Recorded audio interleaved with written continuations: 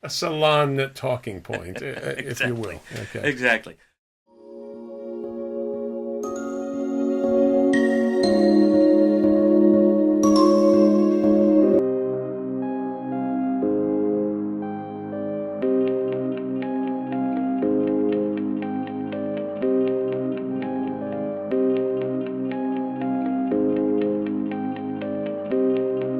President Roosevelt is the president. On that note, Martin, welcome to Stories from the Attic. I'm Greg Van Antwerp. And I'm not. No, I'm. I've been waiting. I've been waiting to do that. I'm Martin Blanca. Thank you, Martin. You know, we got to work on those cue cards. I'm firing at the cue card person because really it should be that, anyway. And believe me, what I've written out for us today, which is over here. Cue cards, our very first cue is cards. the size of a cue card. Yeah. This is actually a transcript of a letter that we're going to read today. And it's one, I've written it big enough so everybody, no matter where you are on the internet, how far away you are, you can read this from here. No, you can't. And how poor your eyesight. And how right. right, and how everyone should see their eye doctor at least every 15 oil changes. I don't know, but I'm going to put my headphones on. See your eye doctor every 4,000 miles. Exactly right. Yes. Okay. Get a checkup. But we've been talking about something that we had actually started in the last episode, and the last episode, to recap, roll the recap. We found. These great top secret documents from the CIC, and they were top secret and confidential, and they were very important documents for during the World War II, but they were also hysterical. They were the funniest thing. Yeah. So if you haven't seen that episode, go back one and watch that. And then in that episode, we promised to get to this story, but we just had such a good time with those two letters out of 30 letters that we still have other episodes to produce on what those say, which are, believe me, which are also equally interesting and important and funny.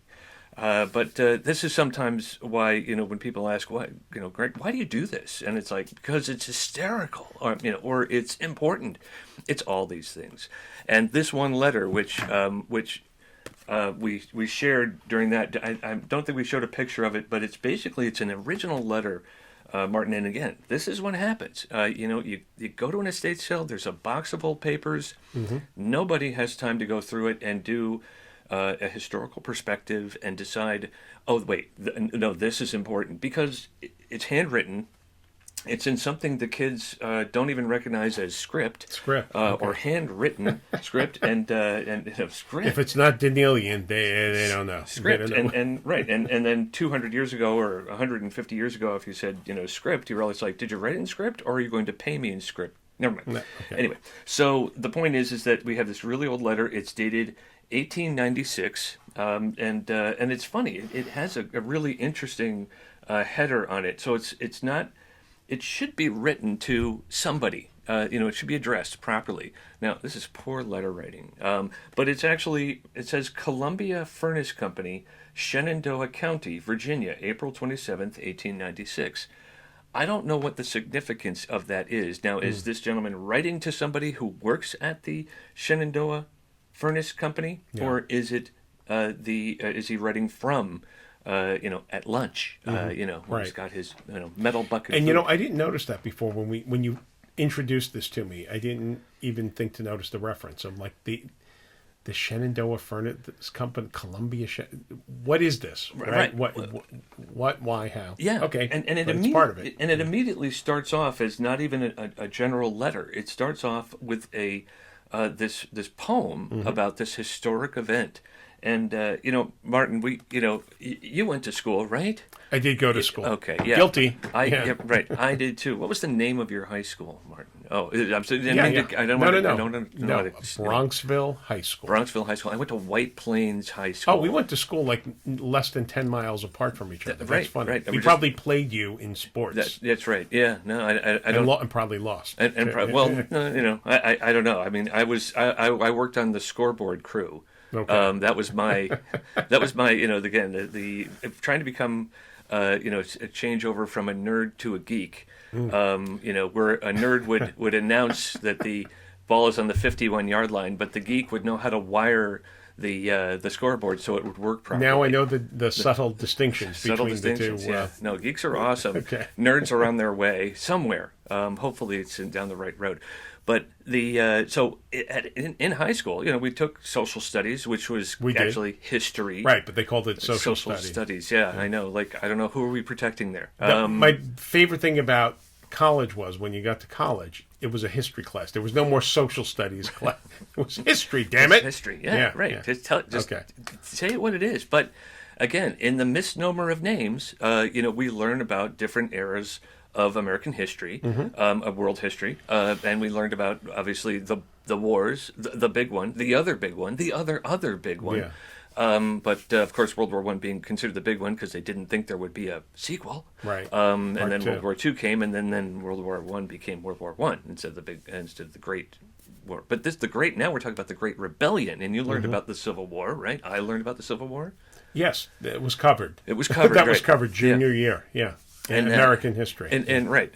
And we learned about great battles. And one of the most well-known, certainly, naval battles, maybe the only naval battle, the only naval battle I remember was the Battle of the two ironclad ships. Yes. And what were those ships?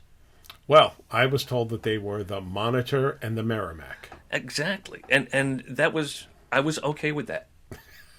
I accepted that. Yes. Yes, without skepticism. We said, fine. Why would my teacher lie to me about something as inconsequential as that? Well, as students, they could have named the ships Bob and Steve, and if it was going to be on the test, you better remember that it was Bob's ship versus Steve's ship, and one of them won. I would have had an easier time if they named them Bob and Ray. I'm like, Bob and Ray. Bob and Ray. Yep. Okay, sure, I got it. What were the name of the two ironclad? Bob and Ray. Also easier if there was a can of Peels nearby. Yes. But anyway, but we date ourselves. Yes. It's basically this. You accept what teachers give you as information as being fact. Again, the history books state it. The World Book Encyclopedia, I'm sure, that was in my parents' house that I used to write book reports, would have a picture of these two ironclad vessels, Monitor and the Merrimack. And even before high school, my mom at some point purchased me a book on the American Revolution, the American Civil War. Big on illustrations, some narrative, age appropriate for someone who's like 7 or 8 years old. And in that, one of my favorite illustrations was the Battle of the Ironclads. Yeah. It was a painting, the Monitor and the Merrimack. Right. So guns a-blazing. Yeah. Right? Ubiquitous everywhere. It was that was the name of the ships. And that was right. And I think the only thing that you really needed, other than the ships' names themselves, was that the Monitor was a Union ship and the Merrimack was the Confederate ship. Yeah. And we were okay with that, right? I mean, I had no issue with that. I had no issue. I was like, I wasn't expecting to to have someone come up to me and go, yo. Until I decided to go searching for history and then find this letter which this gentleman writes, has transcribed what might be the in the National Tribune. He says this poem about the Monitor and the Merrimack, and it was perfectly fine. And I was like, oh, and we'll read some of it in a few minutes because it is as story poems go. It's full of other blandishments, I think, of exactly what happened because it has to almost rhyme, and he's written it out almost so that it rhymes. There's a rhythm that's fairly consistent enough, certainly. Right. But it has a nice cadence. It's right. It has a nice cadence, but you can't dance to it. Yes, exactly. That's the problem. Okay. I tried. Did not work. So I basically, was looking this up and going, so what's the story here? And let me just look this up. Where's this letter? Where's this poem from? And so I end up falling down the hole of just learning about the Monitor and the Merrimack. And you know what, Martin, would it surprise you to know that those history books and our history teachers were not telling us something that they should have been? Once upon a time, that would have surprised me. You know what? Not now. I mean, certainly not in the wake of this discovery. But I don't know, 15, 20 years ago, I came across Right. two books. One is The People's History of the United States by Howard Zinn, and Right. then Lies My Teacher Told Me. I forgot who wrote that. But know, both those books focus on Miss- how the misteaching of history, with, I think, no malice intended. No malice intended. But we are taught things that are demonstrably, Right. untrue. Right. Yep. Never were true, and out of almost a kind of laziness. And I don't mean on behalf of the teachers, but the teachers get their information from something that's passed on to them, and something breaks down in the pedagogy where we Right. sort of willfully ignore actually what happened. And the result is today, when people bring that up, they get, feathers are ruffled. No, that's not what Columbus did. No, that's not what happened. Yeah. There. It's like, well, Jefferson, yeah. Jefferson's, DNA is in he and a slave gave birth to whatever. Right. It's there's so much conjecture about what happened and how to trace history back to when it happened, and then trace all the changes that might have been made along the way. So, if we just accept things at face value at what they are, hey, life is fine. But then when you go digging in the past, you start to think about and knowing what you know of New England and geography.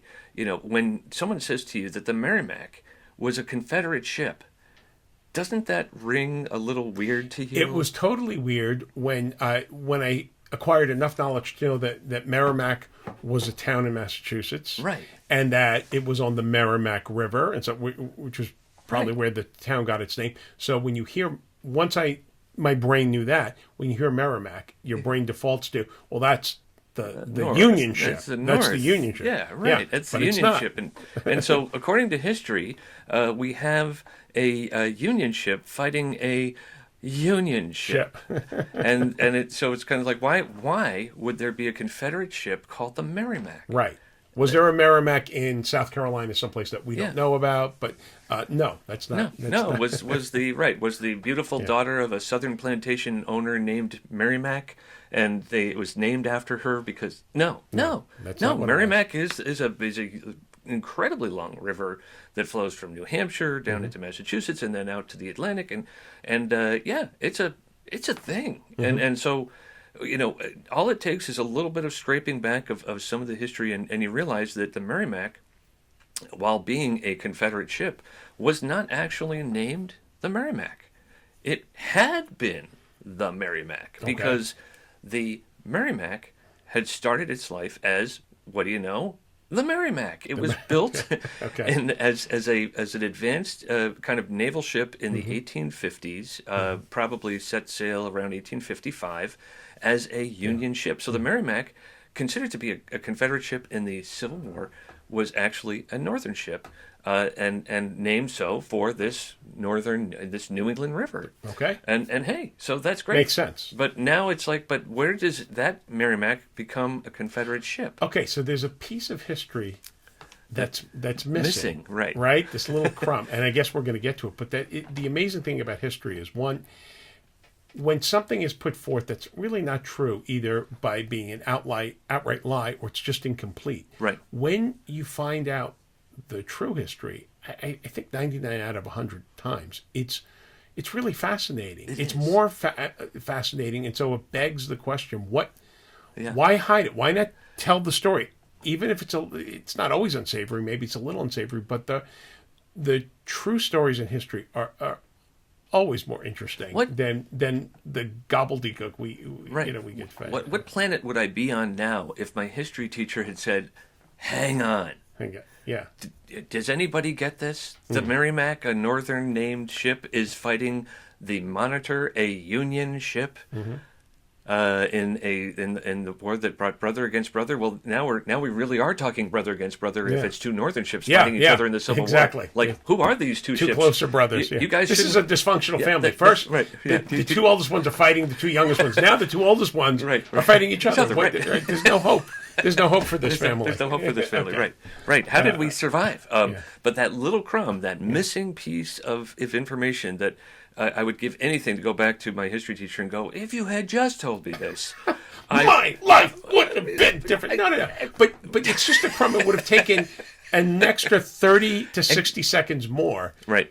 to share what to share. I suspect you're going to reveal to us. I'm going to reveal, and it's Okay. the Merrimack actually was built in the North, in Virginia, in the naval yards of Virginia, which is still a massive. Oh yeah, naval port. it's big base. Yeah. Big base, and it was built as the Merrimack, and it was named the Merrimack. But as we get into the Civil War and Virginia being part of the South, or really the contested land, right? Yeah, That yeah. that the Well, eventually, they voted for secession. They may have voted not to secede, but they voted for secession. but that's right. And what happened there was a very important capture of the naval yards by the Confederacy. And control of what would be control of the naval shipyards. And so what did the Union Army do? They said, well, you're not getting your hands on our Merrimack, buddy. So they scuttled it. They sunk it. And, they made it unsaleable. So to protect it from falling into enemy hands. It was an act of trying to maintain technological superiority. We don't want to leave. We don't want them to have this technology. Our such newest, as it right, was. our Okay. best, brightest, yeah. most well-armed ship. Yeah. At that point, I don't believe it was ironclad. It was just very well armamented. Mm-hmm. Sounds like I'm stuttering there, but it was full of armaments, and it had many. We welcome you with open armaments. That's right. So they scuttle it, and sure enough, the Confederate Army takes the ship over. They find this great ship, Okay. and they go, hey, it's ours, and they take it and they refit it, they raise it, They raise it. They repair it. they not only repair it, they Refurbish it. they armor it, they Okay. plate it in armor, and to make it like the big beast of their naval command. And at some point, I did not look up the history of the Monitor, but obviously knowing that this has happened and realizing that they have some piece of technology that usurps the Union Army, they're like, well, we got to outfit a Arms ship. race is on. Okay. And right, so it's like, boom, they slap something on. I'm not sure what the Monitor was called before. Maybe the Monitor was called the Savannah. I don't know. That would be funny. That would be funny. Yeah. And so, but the Monitor was the Marion Barry. The Marion, right? Yeah. Oh yeah. Not only right, we're going to reclaim. We're going to take a southern name from Exactly. really confuse. Really this confuse fellas. everybody, right? Okay. Who's fighting on what ship? Yeah. Anyway, so They had to close the ironclad gap, though. and So they did that. So they raised the Merrimack, but did they call it the Merrimack? Would you call a captured ship by the same name that your enemy army has? It's like, I don't know. That's a poser. Would I? Yeah. No, I mean, If I was a Northern sympathizer in secret, yes. No, but yeah. okay. If I was a good old Southerner fighting for the Confederacy, I've got to believe that Okay. your son, by the way, who I'm so impressed is actually on a Navy ship right now. He Is is. that right? Yeah, yeah. I bet that ship is not named the Yamato. no, it is No. not. That's Yeah, right. That is a good bet. It's a good bet, right? So why would they name the Merrimack the Merrimack? They Okay. didn't. They Okay. named it the Virginia. Ding, that so they makes sense. they renamed. They it, renamed right? it. They renamed and, it. and that was the little secret that was in here that this gentleman writing to someone we don't know says, rewrites this poem. And, in one of the early lines, he basically says, he does refer to it as the Merrimack in 1896, Okay. but he says rebuilt. The rebuilt Merrimack. So at that point, it was known that the ship was not actually a ship built by the Confederacy, but it was rebuilt Yeah. by the Confederacy, which hints at the fact of, well, why did they rebuild it? Because it wasn't theirs and it was sunk and they rebuilt it. But they named it the Virginia, but it's still, even in this poem, 60 years, after, or more like 40 some, they basically they mention the Merrimack in this history note, but they say it's rebuilt.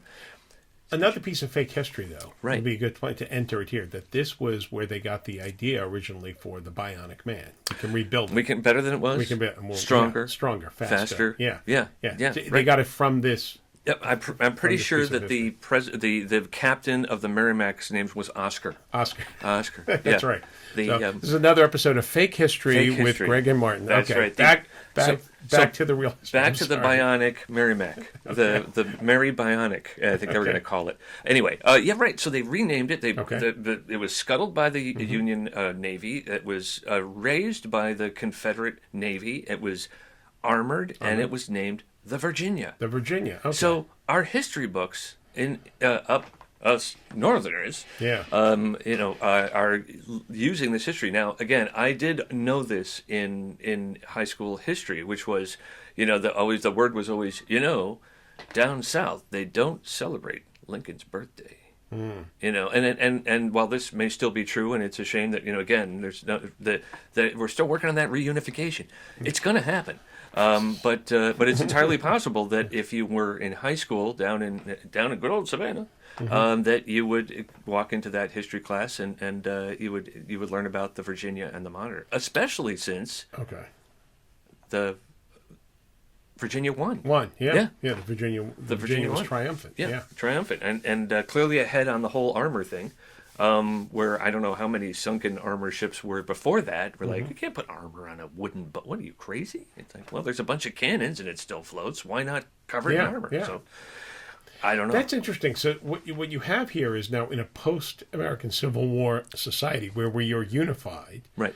We're still teaching the same bits of history differently, and it's not wildly so. I mean, they got the facts right. The facts were that the Southern ship won, but they're going to refer to it as the Virginia, arguably the proper name of the ship at the time of the battle. Right. And Ward's saying no, it was the Merrimack. Right. Again, no malice, but I mean, it makes what it does is it makes the writers of the history books, those that left out this little fact, look kind of stupid in a way, because if you're looking at the history and you're writing this and it's like, Phil, I'm doing the chapter on the Monitor versus the Merrimack, you want me to just keep it as is? Yeah, no. Well, and these books the are going, later editions. Just we're not going to update. We'll update it. Yeah.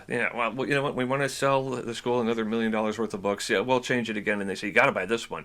Or actually, you know what? We got where's the Virginia and Monitor history books going? Are you going to send those up to Boston? Oh my God, you're fired. No, those go down to Georgia. Okay. So it's possible. Different editions for different geographies. Yes, different strokes for different folks. Yes, exactly. I'm reminded of one of the early Civil War battles, Battle of Bull Run, as told by the North. The South recall to it as Manassas. Right. Same battle. Like we call it Bull Run, you call it Manassas. Potato. It was a Manassas, right? Yeah. But yeah, this is fascinating stuff. That again, this kind of history gets glossed and covered in ages, and it's like, is it really important that we know this now? Not so much. I mean, but it comes down to, was it public relations? It's like, well, we don't want to upset the people that could be upset by this. So we better just stick to the Monitor versus the Merrimack. Anyway, in terms of alliteration, it sounds a hell of a lot better to call it the Monitor versus the Merrimack, or the Merrimack versus the Monitor, rather than the Monitor versus the Virginia. And it doesn't roll off the tongue. You hit on a good point. Is this the most critical part of our history? No, but there is a sense of, why not just be consistent or get it right? Because it it just sounds dumb. Because it's kind of like, well, you have the Union ship fighting a Northern named ship. Why? Why would you do that to me? So I mean, again, poor Greg. It's not. It's just these little things. This is Martin. I've been telling people I'm not allowed in buildings that have elevators that go more than 3 stories, because this is what happens when the doors close. I turn to who's ever there, the poor woman going up to social services to make sure that she's got her licenses are correct, her name is correct, and I'm like, did you know? You go right up to strangers with that. Did you know? You go up to strangers. I barely have the courage to talk to my family about these tidbits. Because my daughter would often listen with interest. My son's like, oh, please. And my wife, I was on the fence. Right. Sometimes she'll, other times she'd rather, I didn't. You're right. But to go up to strangers, that's a level of chutzpah that I do not possess. I think you get to a certain age and you kind of stop worrying about what people think about you. Bathing becomes optional, Yeah. clothing choice, Sure. it just happens. Yeah. You're like, you know what, I bathed last year. Why? Why? I'm only I going don't want to overdo it. I'm only going to get dirty again. It's just what a waste. Point taken. Okay. Right, like today's sponsor, Downy. Why do people use Downy in Fabric softener? Fabric softener. I say that because I've never used it ever. No. My fabrics are plenty soft on their own. Thank you very much. Just went to Costco and bought like 4 gallons of it, and it's like for $11, and it's like, I'm like, it doesn't. All this does is add an Petrochemicals to everything. an oily fragrance to clothes. It doesn't actually make it soft. You can't soften. Never mind. We what? digress, but I think it's an important point. Why are we wasting our money on stuff we don't need? Right, exactly, right. And when there's actually history that we really need. Yes. We need. But anyway, so it's the Monitor versus the Virginia. And the Virginia was triumphant. And it's Greg versus Downey, and Downey won. And Downey, once again, Downey is triumphant. Downey is triumphant. Yeah. But unfortunately I had to for historic purposes I had to rename Downey Fabric Softener according to you. Okay. Because the lawsuits and everything. You could have renamed it the Merrimack. We'll never have them. We'll never have them as a sponsor now. No, man. No, that ship sailed. That ironclad sailed. That ironclad ship had sailed. Yeah. Right.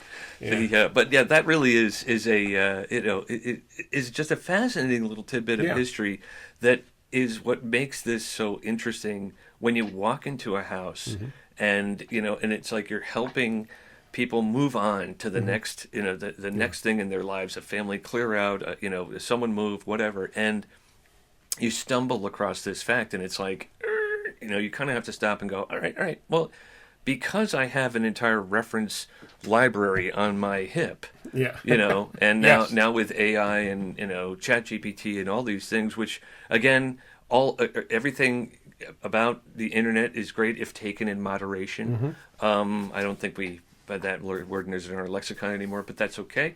No, moderation is gone. Moderation is dead. That's it. Just like someone should be moderating this podcast. He's dead. He's dead too. The body is behind. Fired on day one. I don't think you guys. Never mind. Get lost. Scram. But it's what it is. There's just too much history out there, and I encourage anybody listening that you don't have to go very far to find those tidbits. It could just be in your attic. It really. I mean, your own family history is going to have some piece of something that's going to turn you in another direction and go, I had no idea. And it's not so much that Uncle Milton was actually bankrupt as opposed to being a millionaire. No, I mean that some piece of ephemera, old paper that he had with him that traveled from when he emigrated. That turns out to be something really special, and this is why I do this, because nobody has the time to look into these little tidbits. For some reason, I do, and much to my wife's chagrin. And God love her, I love her, we all love her. But it's I've always said, once you find one thing in one house on one weekend, you kind of go, if there's one. There's got to be more. So is it addicting? It's very addicting. Yeah, it is. It is, and again, if you're someone who just likes the sound of their own voice, not you, but me, forget it. I mean, it is an opportunity to go out into the community, give talks, and share, because you just want to. You're going, I can't get this to myself, and it's like I don't want to throw this into an auction and have just have someone else buy it. Yeah. I want to take it and I want to hand it to people and go, you got to look at this. And let's read Martin, let's have you read. Yeah. Let's read the poem. Passage a little from this. Snippet from the poem. And it's like, it's not that you or I are aging, but large print editions of anything are a blessing. And just pick any stanza. It doesn't, we'll make this is the beginning. How about this one? No. You can read it from the beginning. It's fine, although it may not rhyme. So I warn you, because the way it was written, it didn't rhyme properly because the lines weren't cut right. But okay. Go ahead. Come, all you jolly sailors, and all ye landsmen too. Come listen to a story that I'll unfold to you. It's all about the Cumberland, a ship most true. and brave, and of her bold and loyal crew, that met a watery grave. I see what you mean by the Rhine screen. I could have read it. I could have. It's been an interesting challenge to get it right now. Okay, it was early in the morning, just at the break of day, that the good ship Cumberland at anchor safe did lay, when the man upon the lookout to the base below did cry, I see something like a housetop to the starboard in doth lie. When the captain seized his telescope and gazed far over the blue, then turning spoke as follows to his brave and loyal crew. That thing that is floating yonder, just like a turtle's back, is the infernal rebuilt Steamer. Steamer that is called the Merrimack. The deck was cleared for action. Every gun was pointed true, while the Merrimack came steaming far over the watery blue. So let me stop you right there and go, so that's that line, the rebuilt steamer that is called the Merrimack. And of course, that, again, for historical purposes, for purposes of expression, would have been such a shame if it was called the Virginia in this, because nothing rhymes with Virginia. Yeah. Maybe orange does, but nothing orange.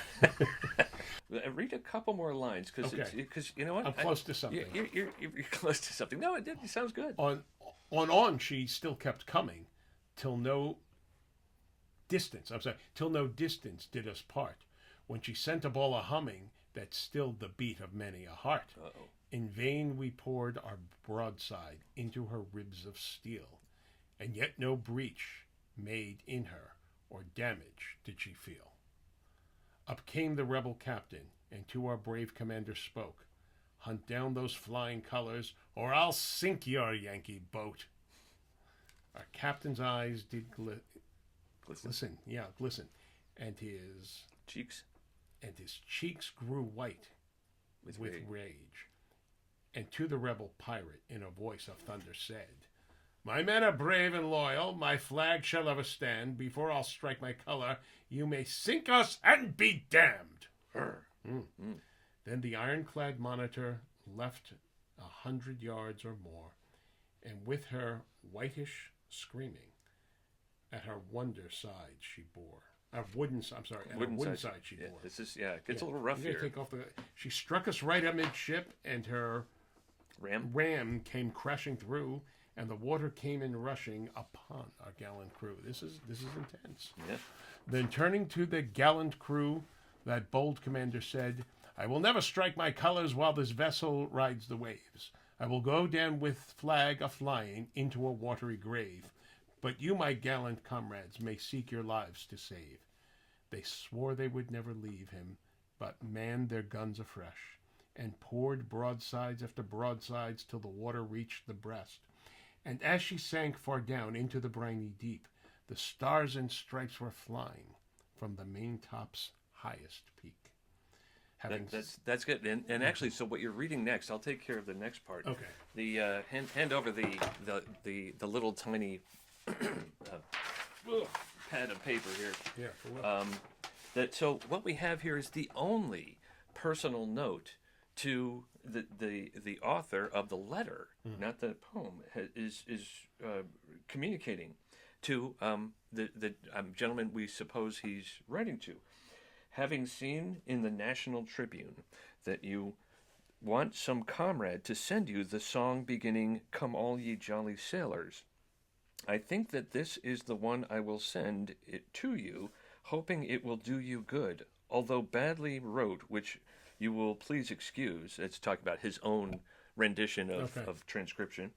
Hoping to hear from you, I will close by saying that I remain your comrade, Joseph E. Sine, formerly of Company R, 3rd Regiment, West Virginia Cavalry, Custer's Brigade, USA. Interesting. Another kind of another rabbit hole. Right. For you. Who was he? Was he with Custer in the next iteration of Custer's famous? Was Joe Was Joe E. Sine with this gentleman he's writing to with it, or is as a veteran? Is he just reaching out as a veteran to another veteran, saying, "Hey, this would make you feel better. Here it is." But the fact that the author of the letter rode with Custer, likely in, I want to say from my own research, likely in the Civil War, and not during the Alamo. Right. I'm sorry. Custer's last stand, basically. Because I don't remember the Alamo. My memory's gone. But You're supposed to remember the Alamo. Listen, you said the Alamo. We could do several episodes if you find anything related to the Alamo, right, and do a dive on what actually happened there. Right. Because what is taught to us is, it's not even like it's slightly wrong and they renamed something. It is not even remotely close to what actually happened. And well, why. that's the thing. So I went and found basically the most comprehensive list of everyone who was there. Yeah. Okay. And Joe, this sign, SINE, if that is, again, trying to read his script handwriting, if that is, kind, sign, mine, whatever, it looks like an S.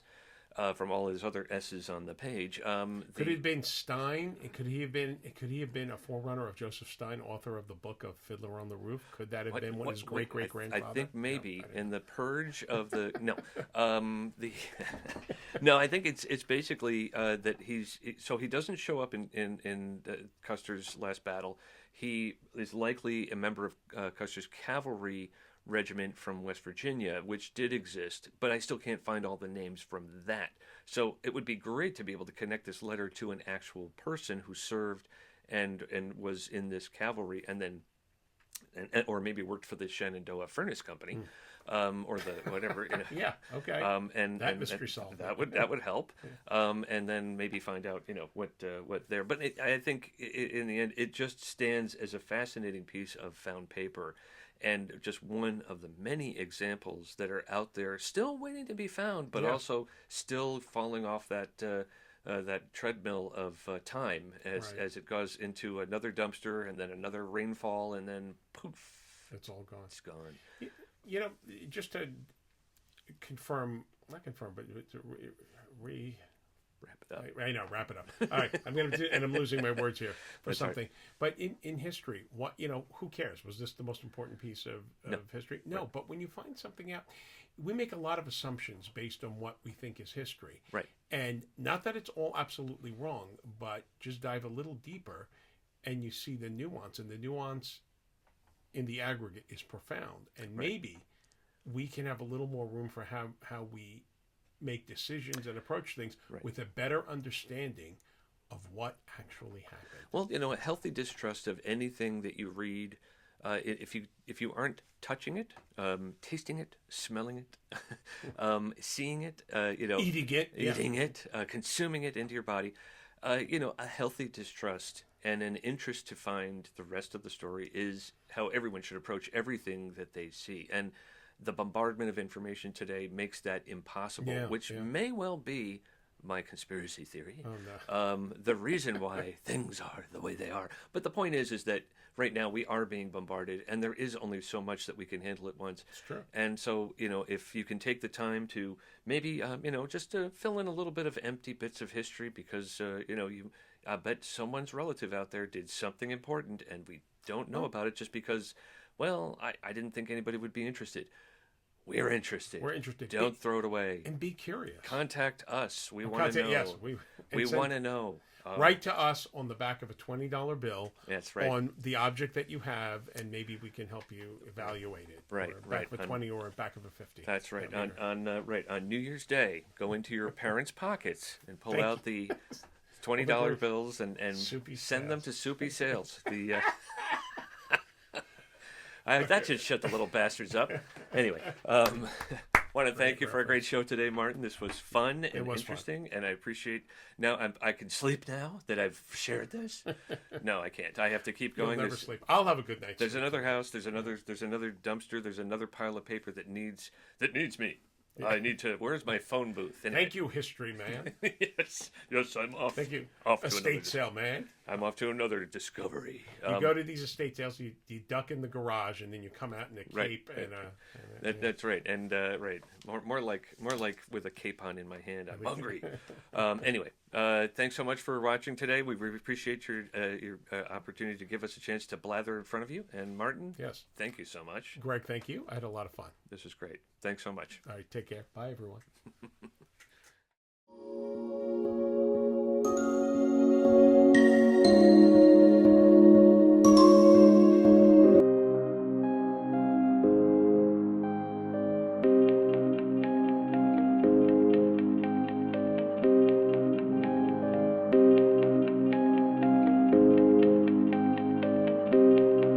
President Roosevelt is the Eagle has landed.